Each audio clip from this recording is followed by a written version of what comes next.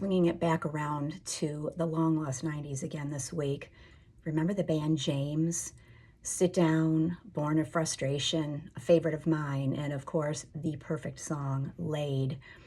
James was another one of those glorious bands that came from that Manchester scene from the early to mid 80s. A series of members and band name changes came and went throughout the 80s until the lineup that resulted in their most notable hits. The name James, taken from original band member, bassist Jim Glennie, who ironically never went by the name James, was eventually settled upon, and Tim Booth was discovered by Glennie and Paul Gilbertson at a disco of all places, and he was first brought in as a dancer and then promoted to lead singer. Sit Down appeared on the band's third album, Gold Mother, in 1990.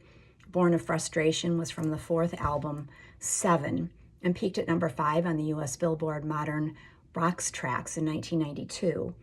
Laid, the title track from the album of the same name, reached number 3 on that same chart the following year, due in large part to heavy rotation on college radio stations.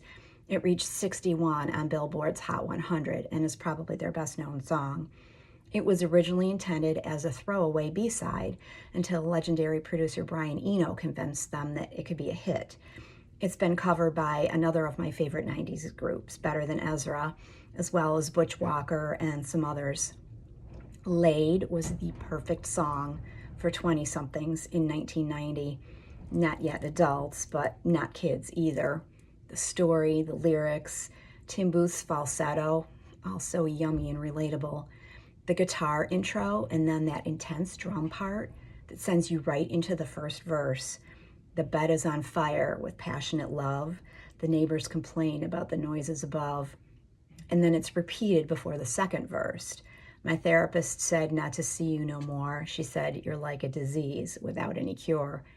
Tension, obsession, messing around with gender roles, trying to break the hold that someone has on you, but eventually not being able to because the lust keeps pulling you back together.